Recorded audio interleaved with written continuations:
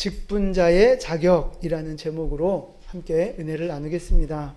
지난주에는요, 같은 본문이었지만 부르심에는 사명이 있다는 말씀을 드렸어요. 성도로 구원받은 자로 우리를 부르셨을 때는 무슨 사명을 주셨다고 했어요?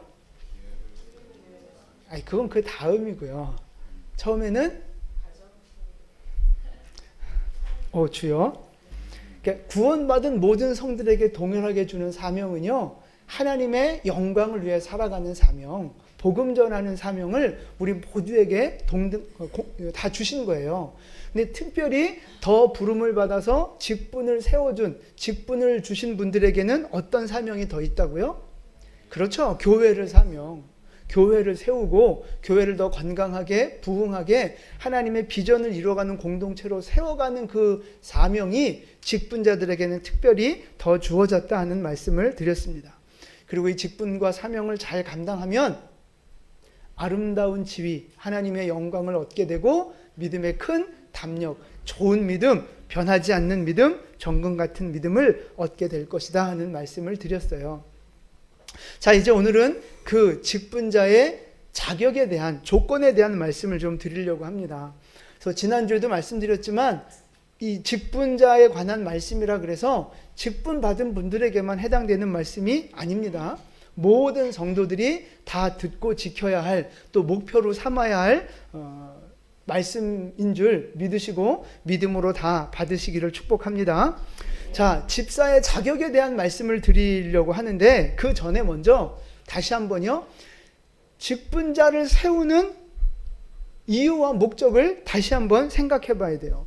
왜 직분자를 세운다 그랬어요? 교회를 세우기 위해서, 하나님의 나라를 세워나가기 위해서 목회자와 함께 동역자가 되어서 복음을 전하고 성도를 세우고 말씀을 가르치고 교회를 함께 경영하는 일꾼이 되어지길 원하셔서 직분을 주신다 말씀드렸어요. 그래서 직분자를 잘 세우면요, 교회가 부흥하고 성도들이 세워지고 하나님의 뜻이 힘차게 이루어지는 은혜가 있는 거예요. 근데 직분자를 잘못 세우면요, 성도들이 상처받고 시험 들고 교회가 막 시끄러워지고 문제가 생길 수 있단 말이에요. 그러니까 이 직분자를 세우는 일이요, 양날의 칼과 같아요. 득이 될 수도 있지만 독이 될 수도 있는 거예요. 그래서 이제 오늘 자격에 대한 말씀을 드리는 거거든요. 자, 직분자를 잘 세워서 득이 된 경우, 언제 득이 된 걸 우리가 볼 수 있어요? 성경에서 초대교회에서 7 집사님을 세우셨잖아요. 7 집사님 덕분에 사도들은 기도와 말씀에 더 집중할 수 있었고 교회가 행하는 어떤 구제사역이나 복음 전하는 일들을 균형 있게 잘 교회가 세워질 수 있었단 말이죠. 그래서 7 집사를 잘 세운 그 결과, 어떤 결과를 얻게 됐어요? 그죠? 사도행전 6장 7절 말씀이에요. 우리 같이 봉독하겠습니다. 하나님의 말씀이 점점 왕성하여 예루살렘에 있는 제자의 수가 더 심히 많아지고, 아멘. 말씀이 더 힘을 얻어서 능력이 있어서 더 잘 뻗어나가게 됐고요. 예수 믿는 사람들이 더 많이 주님 앞으로 돌아오는 이 교회가 부흥되어지고 하나님 나라가 확장되어지는 아주 좋은 결과들이 맺어진 거예요. 직분자를 잘 세우니까 교회가 부흥하더라 하는 거죠. 근데 반대로 직분자가 독이 되는 경우가 있어요. 독이 되는 경우. 그러니까 직분 받기 전에는 괜찮아 보이니까 직분을 줬겠죠. 근데 직분 받고 나서 사람이 바뀌는 경우가 있어요. 자, 에베소 교회에 그런 사람이 있었어요? 없었어요? 있었잖아요. 이 디모데가 지금 목회하고 있는 에베소 교회에 어떤 사람이었어요? 그런 사람들이? 그죠? 1장 20절 끝에 보니까 후메네오와 알렉산더라고 하는 이 대표적인 인물들이 교회를 힘들게 하는, 교회에 독이 되고 걸림돌이 되게 하는 그런 사람이었어요. 특별히 디모데 후서에 가면 이 알렉산더에 대한 이야기가 한 번 더 나오거든요. 우리 디모데 후서 4장 14절 같이 봉독합니다. 구리 세공업자 알렉산더가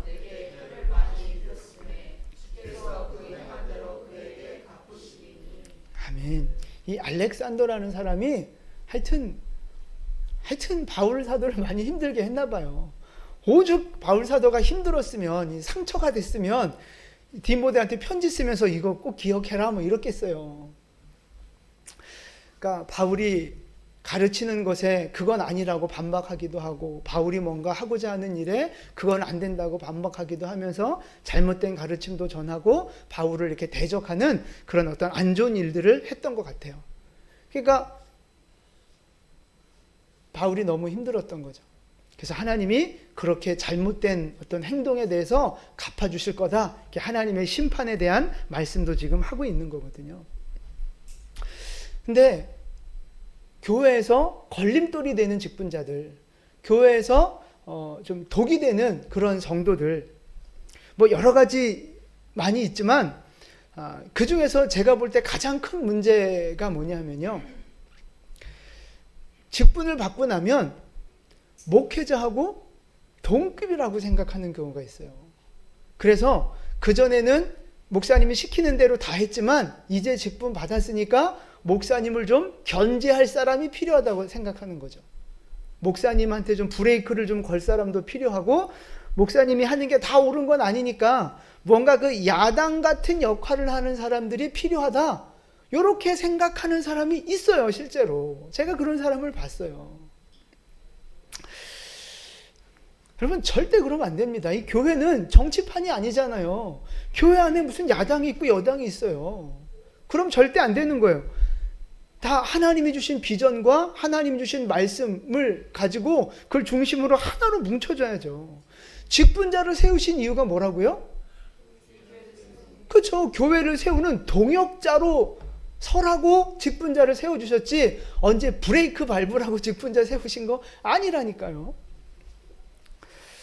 그래서 직분자들은요, 성도들은요, 하나님이 교회에 주신 비전과 사명을 향해서 디딤돌이 되어져야 되고, 헌신자가 되고 득이 되는 사람이 돼야지, 걸림돌이 되고 독이 되는 사람이 되면 안 된다는 말씀이에요.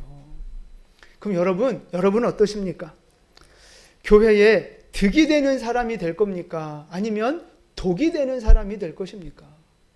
여러분, 어떤 사람 될 거예요? 교회를 세우는 자 될 것입니까? 교회를 흔들고 힘들게 하는 사람이 될 것입니까? 그렇죠? 뭐 굳이 대답 안 하셔도 제가 다 압니다.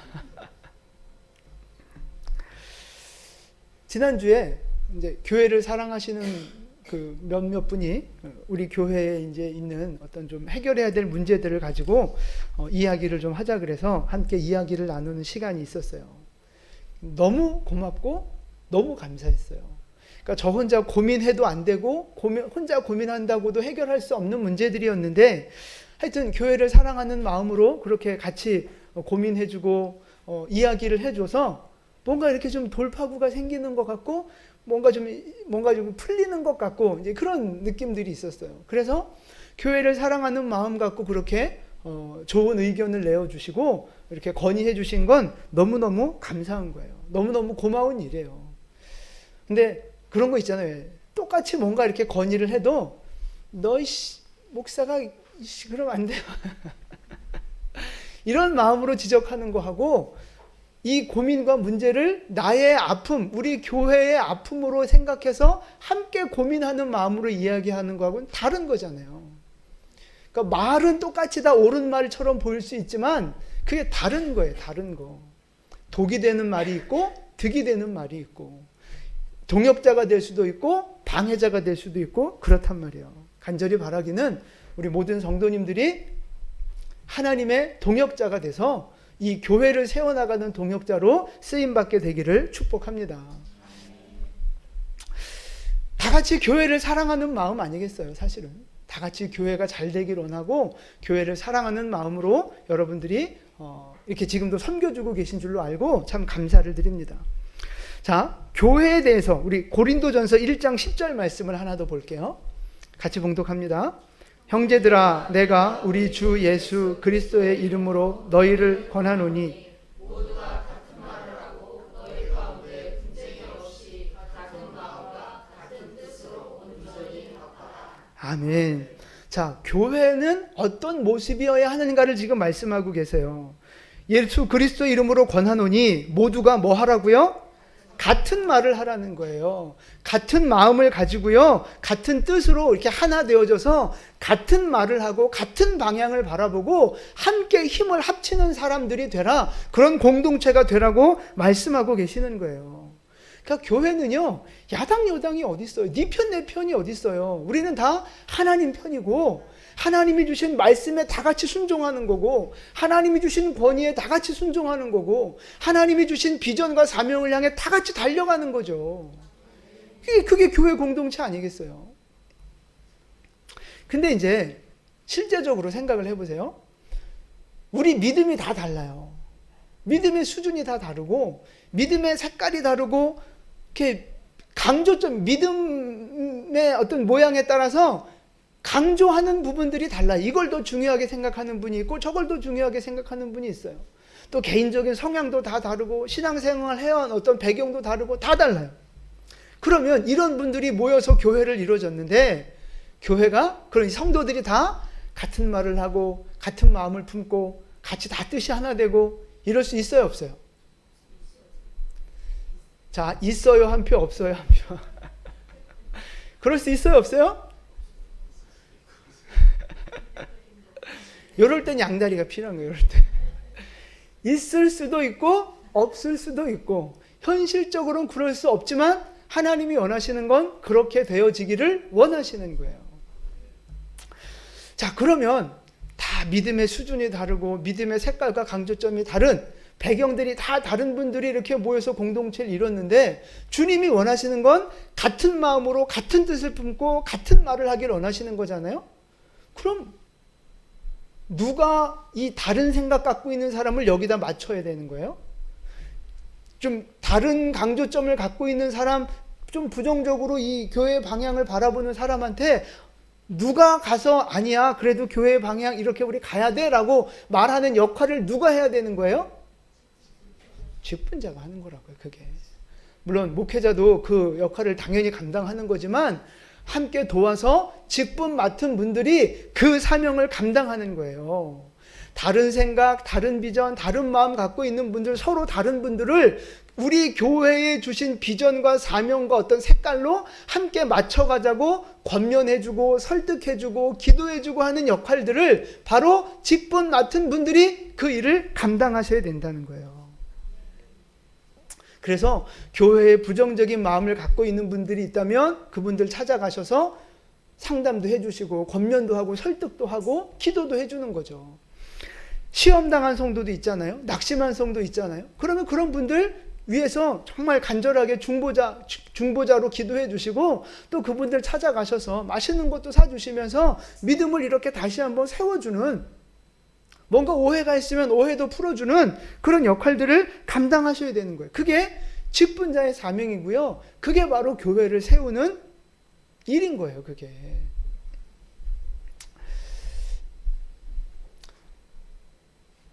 낙심한 성도, 뭔가 이렇게 부정적으로, 이렇게 부정적인 생각에 가득한 성도, 입이 대빨 나온 그런 성도 찾아가서 손잡고 기도도 해주고 같이 예배도 드려주고. 근데 그러면 그걸 다 고마워하느냐? 또 그렇지도 않아요. 또 왜 왔냐고 문전박대 할 수도 있고, 엉뚱한 소리 해가지고 괜히 마음에 상처받고 올 수도 있고 그래요.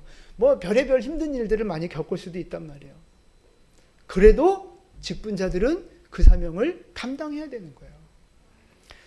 또 우리 성도들이 다 또 자기 개인적인 삶이 있잖아요. 개인적인 문제도 있고 고난도 있고 어려움들이 있단 말이에요. 그럼에도 불구하고 하나님이 주신 직분 바라보면서 흔들리지 않고 이 사명을 향해 나아갈 수 있는 그런 믿음이 흔들리지 않은 견고한 일꾼들이 되셔야 되는 거예요. 여러분 모두 이런 직분자 될 수 있기를 축복합니다. 사람 앞에 휘둘리지 않고 자기의 어떤 인생의 문제에 흔들리지 않고 주님 내게 맡겨주신 비전 향해 전진하는 여러분 될 수 있기를 축복합니다. 좀 힘 세게 좀 아멘 하세요. 근데 여러분 보세요. 직분자인데 누가 시험 들었대요. 누가 문제가 있대요. 그래서 나름 이제 좀 권면하고 기도해 주려고 찾아갔어요. 찾아갔는데 그 사람이 막 불평을 쏟아내고 막 이 사람 저 사람 막 이야기하고 하는데 그래? 나 몰랐어. 어머 그 말이 다 내 마음에 이렇게 와 닿는 거예요. 그 불평하는 부정적인 말에 감동을 받은 거예요. 그래서 시험 든 사람 세워주려고 갔다가 본인이 옹팡 시험에 들어가가지고 여러분 직분자가 그럼 되겠어요? 안 돼요. 그러면 영적으로 어려운 사람을 세워주러 갔다가 본인이 시험 들어갖고 오고 그렇게 안 봤던 사람을 자기도 이제 째려보기 시작하고 이러면 어떡해요? 직분자가 막 앞서서 불평하고 부정적인 이야기하고 직분자가 그런 짓을 하면 되겠냐고요. 직분자인데 툭 하면 시험 들고 툭 하면 상처받았다 그러고 잠수 타고 아이고 직분자는 그러면 안 되죠. 아니 예수의 보혈로 구원받은 사람이라면 그러면 안 되죠. 그래서 뭐가 필요한 거예요? 직분자를 세울 때 자격이 필요하고 조건이 필요하고 꼼꼼히 따져봐야 되는 거예요. 자, 디모데전서 오늘 3장 10절 말씀 보세요. 3장 10절 우리 같이 봉독합니다. 이에 이 사람들을 먼저 시험하여 보고 그 후에 책망할 것이 없으면 집사의 직분을 받게 할 것이요. 아멘.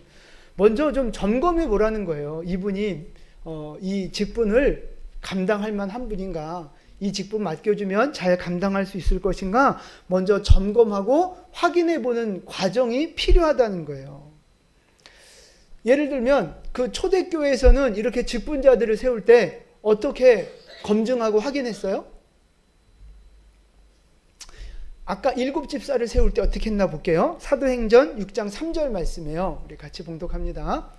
형제들아 너희 가운데서 성령과 지혜가 충만하여 칭찬받는 사람 7을 택하라. 우리가 아멘. 자, 7 집사를 뽑을 때 조건이 뭐였어요? 그죠? 성령과 지혜가 충만한 사람, 사람들 앞에 칭찬받는 사람.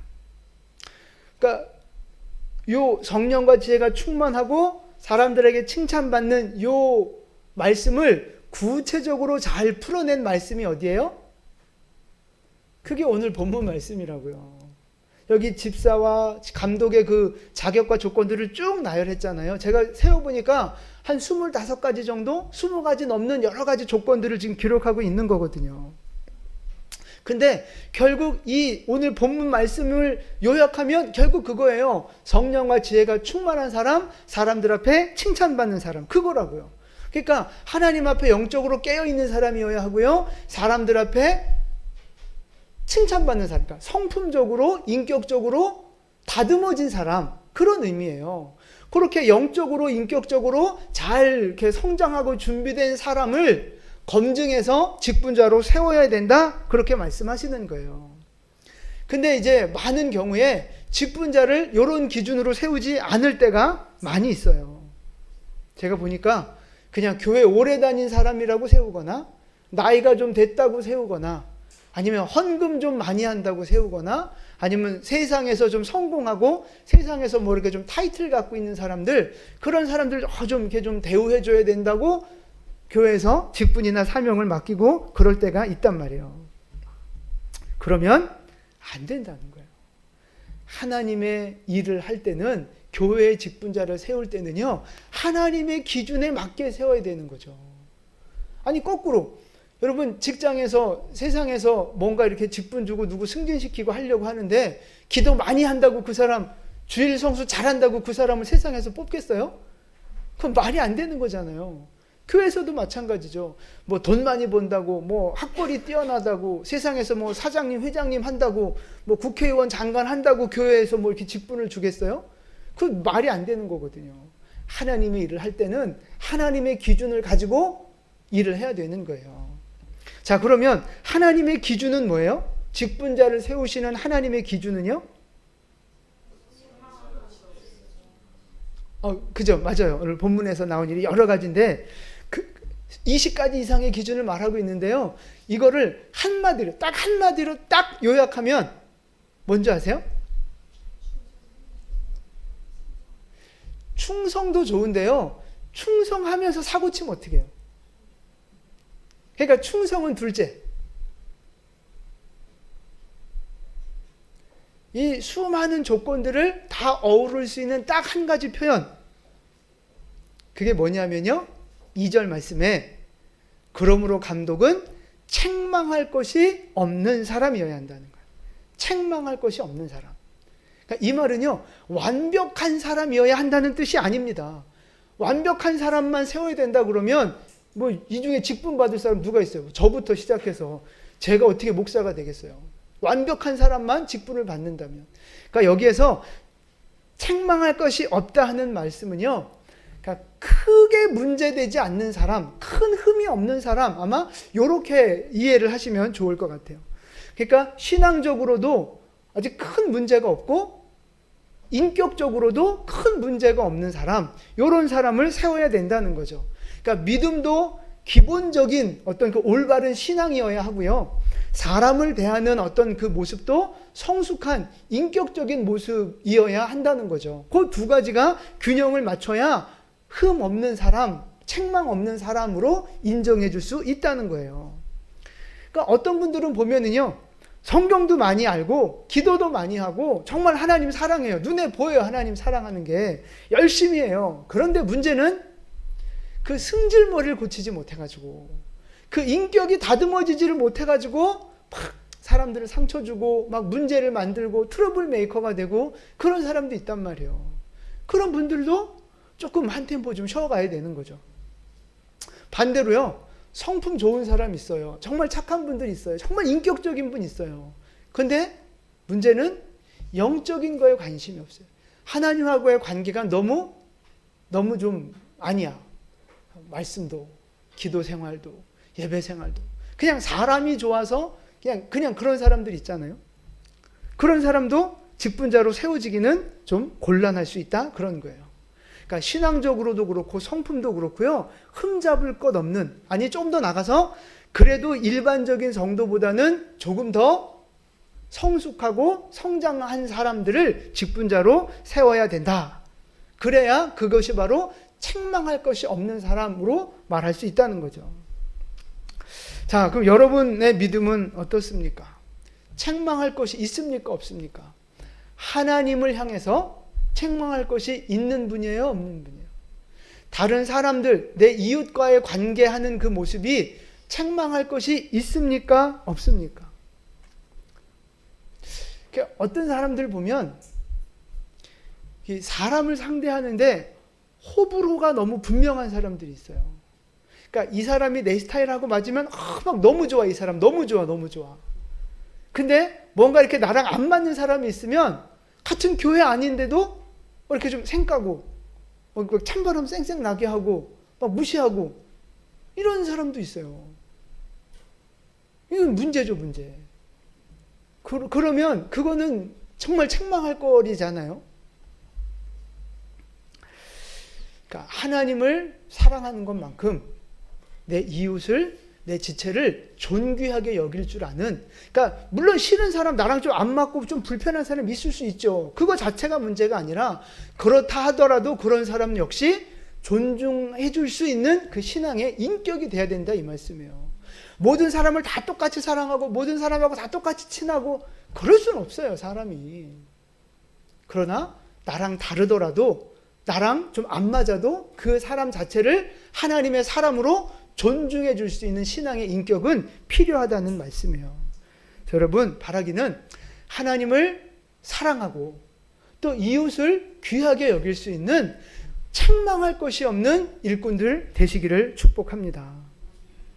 그리고 다른 사람들보다 좀 더 성숙한 사람 될 수 있도록, 다른 사람들보다 더 인격적인 사람이 될 수 있도록 스스로를 노력하고 성장시켜 나아가는 주님의 일꾼들 될 수 있기를 바랍니다. 자, 그러면 이제 구체적으로요. 이 직분자의 조건이, 자격이 지금 20가지가 넘게 기록이 돼 있는데 이거 다 하나하나 말씀드리려면 올해 지나가도 안 끝나요. 그래서 제가 뭐가 공통적인 것들인가 이렇게 좀 보다가 2가지만 정리를 했어요. 직분자로서, 하나님의 성도로서 꼭 필요한 자격? 정말 이 부분에 대해서는 흠이 없어야 돼. 그러니까 책망할 것이 없어야 된다고 생각하는 두 가지. 첫 번째가 뭘까요? 그건 두 번째예요. 좀 이따 말씀드릴 거예요. 첫 번째가 절제하는 겁니다. 절제하는 거. 자, 수많은 자격과 조건이 있지만 사실 이 모든 것들은요, 다 절제만 잘하면 저절로 되어지는 분들이, 그런 부분들이 많아요. 보세요. 한 아내의 남편이 되고, 이 절제 안 하면 두 아내, 세 아내 이럴 수 있잖아요. 단정하는 것도, 신중하는 것도 절제의 문제고요. 술에 대한 것도 절제한 거고요. 구타하지 않는 거, 관용한 거, 다투지 않는 거, 돈 사랑하지 않는 거, 이게 다 절제에 관련된 부분들이거든요. 그러니까 절제만 잘해도 우리가 크게 책망받지 않을 만한 좋은 신앙의 인격을 가질 수 있다는 거예요. 그러니까 절제하지 못하니까 자꾸만 사고를 치는 거라고요.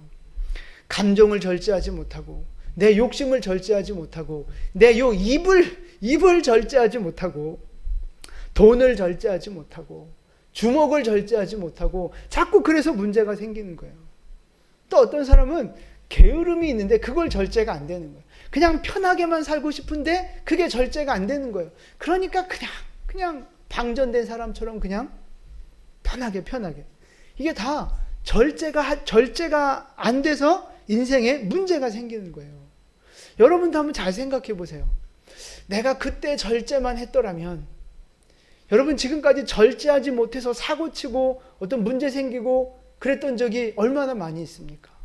내가 그때 내 감정을 조금만 더, 내가 그때 내 혈기를 조금만 더, 그때 내가 욕심을 조금만 더 절제했더라면, 절제하지 못하면 사고치는 거고요. 절제하지 못하면 손해보는 인생이 되는 거예요. 하나님의 일을 하는 데 있어서도 쓰임받는 데 제약이 있는 거죠. 제약이. 자, 그러면 절제를 해야 되는데 어떻게 하면 절제를 잘할 수 있을까요? 무조건 참아야 하느니라.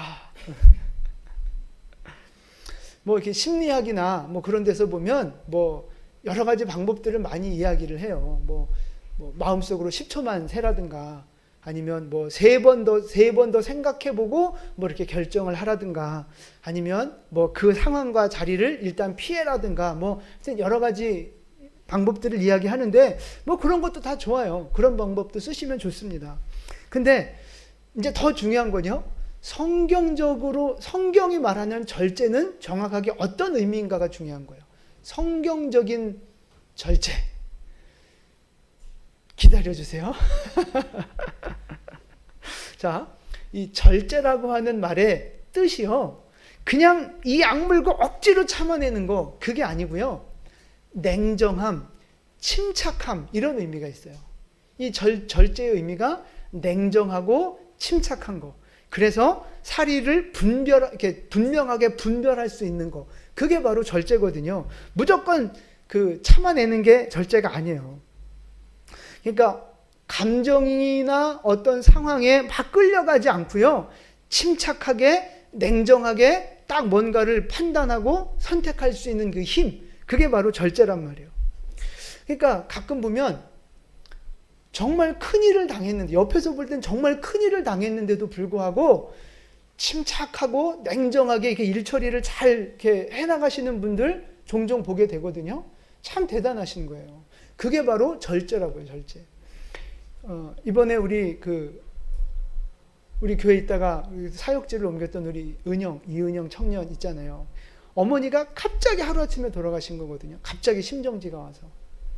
근데 엄마랑 자기랑만 그나마 예수를 믿는 사람인데, 그 의지하던 엄마가 갑자기 정말 하루아침에 돌아가신 거예요.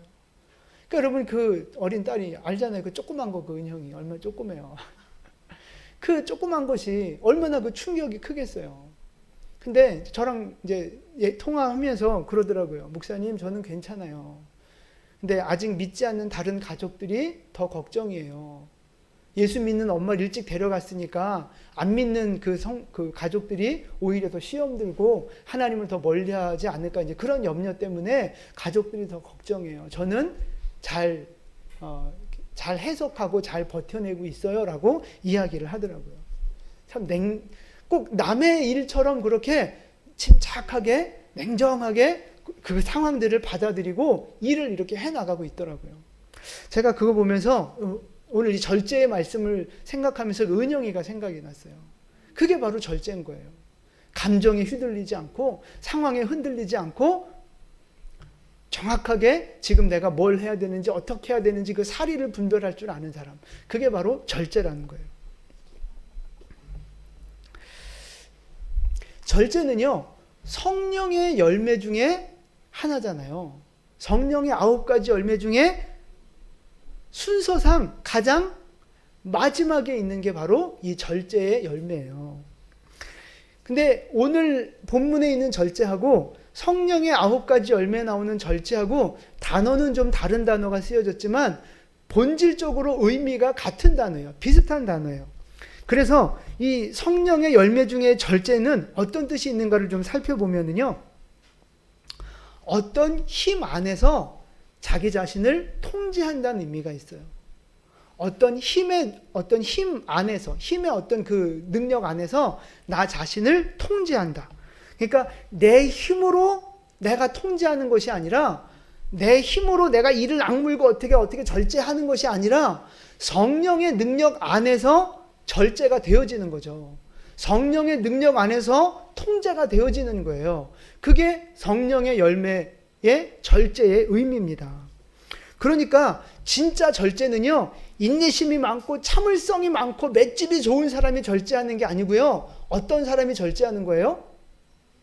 성령 안에 있는 사람, 성령이 충만한 사람, 성령의 감동에 순종하고 따라가는 사람이 바로 절제하는 사람이라는 뜻이에요.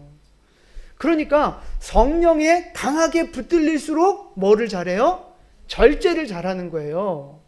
반대로 성령에게서 멀어질수록, 성령을 소멸할수록 절제가 안 되면서 육신적인, 감정적인 인생을 살아가게 되는 거죠. 성경이 말하는 절제는요, 성령의 통제 아래 살아가는 사람을 말하는 거예요. 그러니까 이 성령의 통제를 안 받고 성령에게서 멀어지니까 우리의 인생이 자꾸 육신적이고 감정적이고 그렇게 하나님 앞에 통제가 되지 않는 망나니 같은 인생을 사는 거예요. 여러분은 어떻습니까? 성령 안에서 지금 절제되어지는 삶을 살아가고 계시느냐 하는 거예요. 성령 안에서 말을 절제하고 감정을 절제하고 시간을 절제하고 물질을 절제하면서 살아가고 있느냐. 하고 싶은 말도 많고 내가 쏟아내고 싶은 감정도 많고 내가 쓰고 싶은 돈도 많고 그러지만 성령 안에서 그것들이 절제되어지고 있느냐 하는 거예요. 여러분, 절제되고 있습니까? 아니면 그런 것들에 흔들리고 있습니까?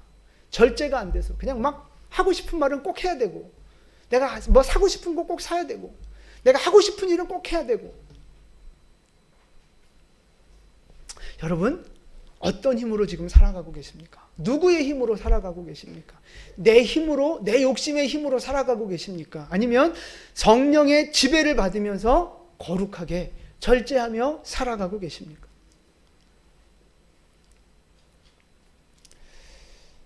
성령의 다스림 안에 절제하며 살아가는 여러분 되시기를 축복합니다. 그게 어떻게 하면 그렇게 절제하는 사람이 될 수 있어요? 기도하는 것밖에 없어요. 성령 안에 있을 때 절제가 되는 거라면 성령 충만함을 받으려면 기도하는 것밖에 방법이 없다고요. 그러니까 본인이 절제가 안 된다고 생각하면요, 기도하셔야 돼요. 하나님의 뜻대로 절제가 안 되고 성령 안에서 내가 절제가 안 되고 막 육신적인 정욕대로 살고 싶은 마음이 많아질수록 딱 멈추고 기도하셔야 된다니까요. 기도의 자리에 나오셔야 돼요. 그래서 내가 성령으로 덮여지고 성령으로 채워져야만 하나님이 원하시는 절제하는 삶을 살아가게 되는 거예요. 여러분, 절제가 되지 않는 여러분, 기도하셔야 됩니다. 지난주에도 말씀드렸잖아요. 시간이 없어서 기도 못하고 바빠서 기도 못하고 그거 다 필요 없는 거예요. 예수님도 시간을 내서 기도하셨다고 말씀드렸잖아요. 여러분, 기도의 시간을 정하시고 기도하는 시간을 내셔서 하나님 앞에 나아오는 시간을 정하셔야 돼요. 기도하는 시간을 만들으셔야 된다고요. 그래야 감정이나 환경에 흔들리지 않고 무절제한 삶을 살지 않고요. 하나님이 원하시는 딱 절제된 인생, 딱 단정하고 규모 있는 인생, 그런 인생을 살아가게 되는 거예요. 기도하는 사람일수록 그게 되고요. 기도하지 않으면 그게 안 되는 거예요. 그래서 여러분 기도하셔야 돼요. 기도하는 여러분 되시기를 축복합니다.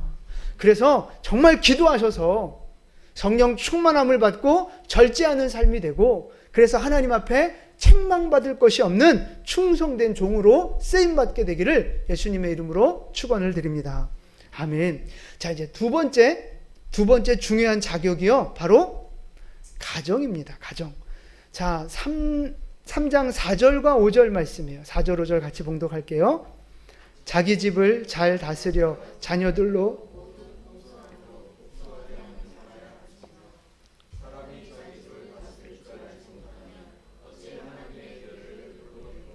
아멘.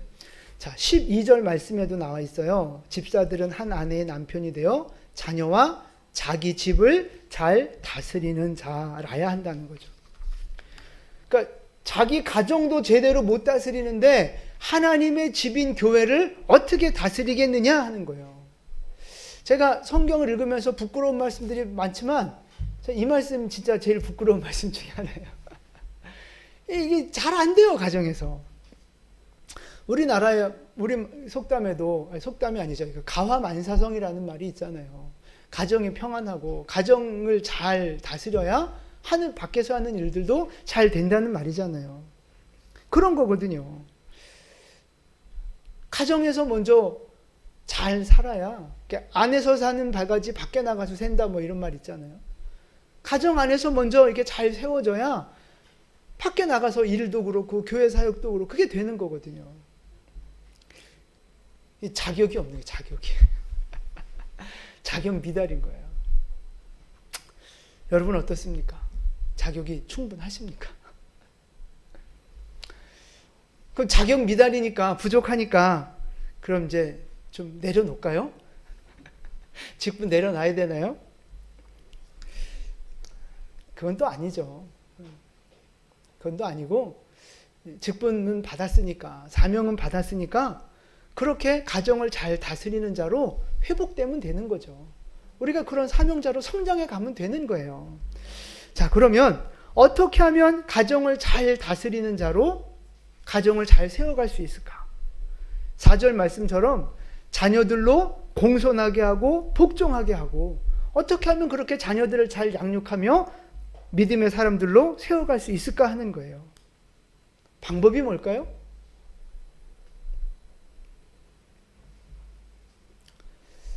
뭐 여러 가지 방법이 있겠지만 제가 가장 중요하고 가장 분명하다고 생각하는 방법이 하나 있는데, 그게 바로 예배의 회복입니다. 가정 안에서의 예배의 회복. 가정이 성전될 수 있도록 가정 안에서 가족들이 함께 모여 찬양하고 함께 기도의 제목을 나누고 말씀을 함께 나누는 그 가정의 예배가 회복되어질 때 가정이 성전되어지는 거고요. 우리가 하나님 앞에 자격을 얻게 되는 거예요. 그래서 여러분들이 어떤 모습으로 지금 가정 예배를 드리고 있는지, 또 혹은 드리지 않고 있는지 모르겠지만, 제가 지금 책을 하나 주문해 놓은 게 있는데 다음 주에 여러분한테 나눠드리고, 가정 예배는 이렇게 하면 좋겠다고 하는 샘플을 좀 말씀을 드리려고 해요. 어쨌든 가정 안에서 예배가 회복되어져야 한다는 거, 그것만큼은 양보할 수 없는 분명한 진리라고 하는 거예요. 부모가 성경 교사가 되고 부모가 제사장이 돼서 말씀을 가르치고 전수하는 사명을 감당하는 거죠. 부모여 자녀를 제자 삼아라. 부모여 자녀를 제자 삼아라. 부모가 성경 교사가 되고 부모가 가정의 제사장이 돼서 가정을 성전으로 만들어가는 이 사명자로 먼저 서야 한다는 거예요. 그래야 교회 와서도 온전한 사명자로 인정받을 수 있고, 겉과 속이 다르지 않은 진짜 진실한 하나님의 일꾼이 될 수 있다는 말씀입니다. 물론 우리는 육신의 부모로서 육신적인 사명 감당해야죠. 자녀들에게 맛있는 거, 좋은 거 먹이고, 좋은 옷 입히고, 좋은 학원 보내면서 잘 가르쳐주고, 그런 육신적인 사명도 감당해야 되는 거예요. 근데 더 중요한 건요, 부모의 영적인 사명입니다. 영적인 사명.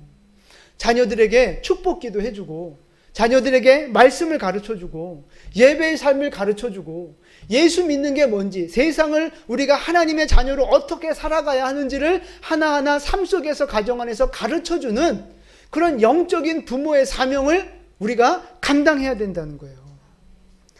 육신적인 사명만 너무 감당하고 영적인 사명은 까먹고 살아가는 분들이 너무 많아요. 가정을 성전으로 세워가는 그 사명을 감당할 때 가정이 하나 되고 자녀들이 믿음 안에서 순종하는 자녀로, 공부 잘하는 자녀로, 인성이 좋은 자녀로 그렇게 성장해 갈 수 있는 거예요.